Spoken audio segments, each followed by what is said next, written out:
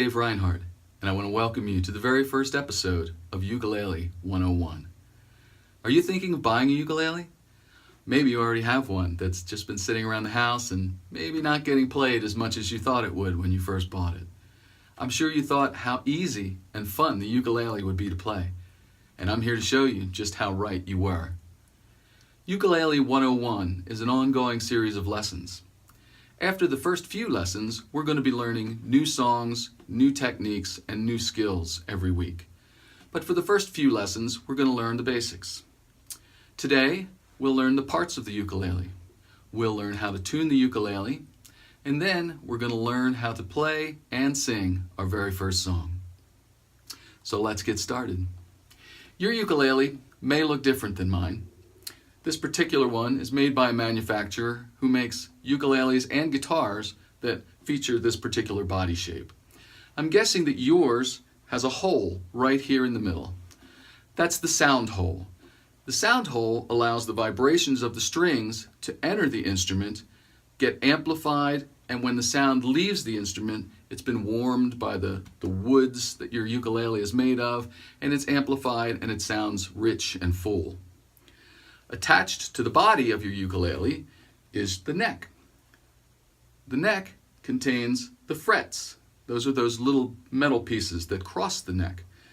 And by pressing your finger at those frets, just behind those frets actually, we can shorten the string and make the pitch of the string rise.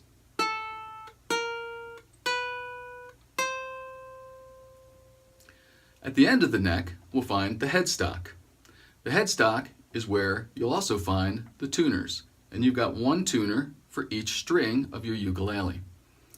The top string is the G string. The second string down is C. The third string down is E. And finally, the string on the bottom is A. This is the most common tuning for a ukulele, but your ukulele may have a low G string. You'll notice when I strum the strings from the bottom to the top that the G string is higher than the C which preceded it. If you've got a low G string on your ukulele, the G would be the same note but an octave lower, and so you don't have that turnaround sound, so the strings are descending and then comes back up like that. And that's fine. The songs that we'll be playing are going to be mostly chords, and for playing that style of music, the low G string or the high G string is going to be perfectly fine. Now the ukulele is just by its very nature in the key of C, and that is the second string down.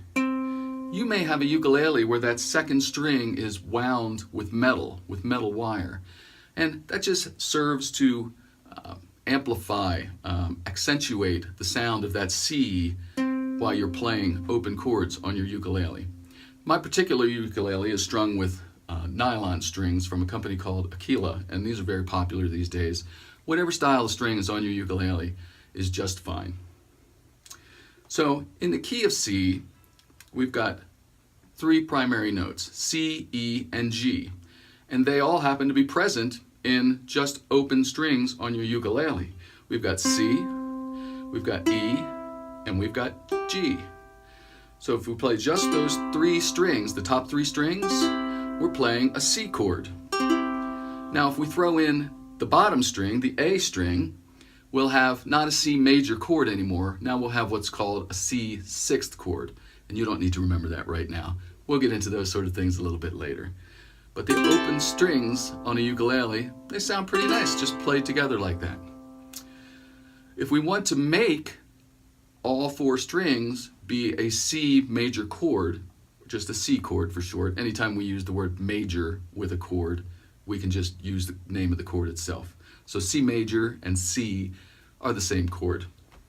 We want to take the ring finger of your left hand and place it at the third fret, actually just behind the third fret on your ukulele. And now what we've done is we've taken the A string and we've made it a C note by shortening the string at the third fret. Now, when we play all four strings together, we've got a C chord or a C major chord. Let's learn our first song using the C chord. This is a very simple song, and I'm sure you've all been singing it since you were kids. This is Row, Row, Row Your Boat. So, what are you going to do with the right hand? Well, we're going to strum on the beat. How are you going to strum? Well, that's up to you. Many people use their thumb.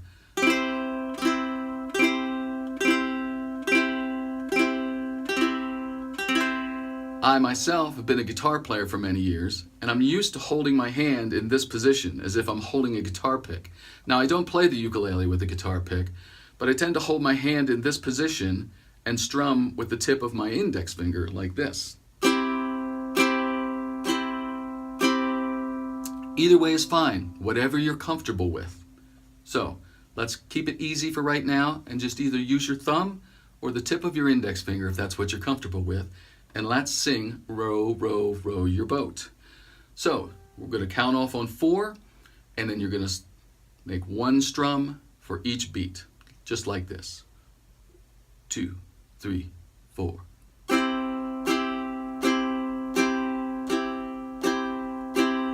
Okay, this time I'm going to sing, and we're going to go the whole way to the end. And if you're brave, you sing along too. Okay, here we go. 1, 2, 3, 4. Row, row, row your boat gently down the stream. Merrily, merrily, merrily, merrily, life is but a dream. How'd you do? Did you make it the whole way to the end of the song? That's great. I'm sure you're going to be able to impress your friends and family this week with Row, Row, Row Your Boat. So, if that was too easy for you, let's change the strum pattern a little bit and get a little more complex rhythm going with our right hand. Instead of simply on the beat like this, let's add a little pickup note as we come back into it, and I'll show you what I mean. 1, 2, 3, 4. 1, 2, and 1, 2, and 1, 2, and 1, 2, and 1. Now you notice that the strum that I'm doing on the and, when I say 1, 2, and 1, 2, I'm coming up from the bottom to the top. Whereas before, we were going down. Let me show you that again. 1, 2, and 1, 2, and 1, 2, and 1. Practice that, and once you have that down, let's do Row, Row, Row, Row Your Boat again, once again, with the more complicated strum pattern. Ready? 1, 2, 3, 4. Row, row, row your boat gently down the stream. Merrily, merrily, merrily, merrily, life is but a dream. How'd you do? All right, we've got one more trick for extra credit this week. We're going to learn a second chord. Now, if you're just brand new to the ukulele, don't feel pressured to move on to this second chord just yet. But if everything we've done up to this point is just too easy for you, well, then we need to bring it up a notch. So the new chord we're going to learn is a G7. And to play the G7, you're going to take the index finger of your left hand, place it on the 3rd string down, the E string, at the 1st fret. Then we'll place the middle finger on the 2nd string down, the C string, at the 2nd fret. And finally, the ring finger on the 4th string down, the A string, 2nd fret. And this is what it sounds like. That's a G7 chord. Now, mostly what I want you to work on with this chord is switching back and forth between the C chord and the G7 chord. If you're brand new to this, it's going to take your fingers a little while to move easily into that shape of that G7 chord. And once you can go right to the G7 chord, then it's going to take you a little more work to be able to switch back and forth easily from a C to a G7. But don't worry, once you do this for a little while, it's going to be second nature and it'll come to you so easily you'll be able to do it in your sleep.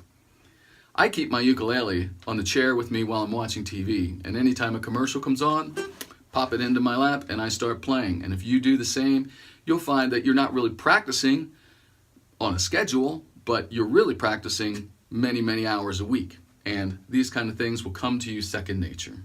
So, where are we going to put the G7 in Row, Row, Row Your Boat? Dave, I thought we could play Row, Row, Row Your Boat with just one chord. Well, technically we can, but we can make it sound a little bit better if we add in the G7.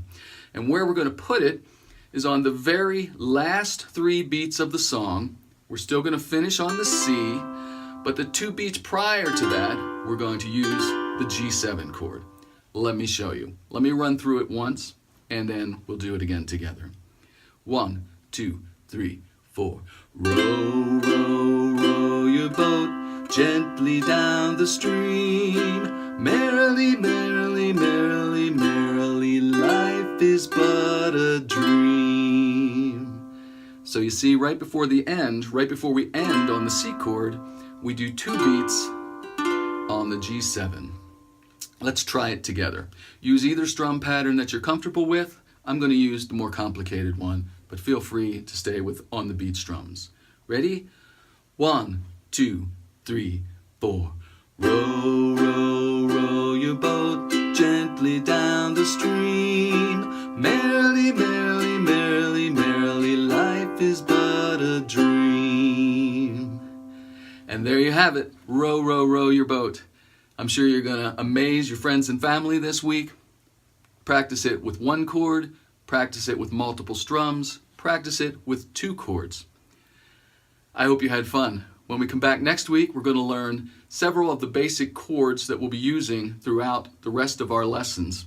Now, it's certainly not all the chords. We'll be learning new chords every week, but we're going to go over many of the basics next week, and we're going to learn 2 new songs, and we're going to be able to play them in 2 different keys. I hope you had a lot of fun. I had a lot of fun bringing this lesson to you, and I hope to see you again with all of our songs every week. Thanks so much.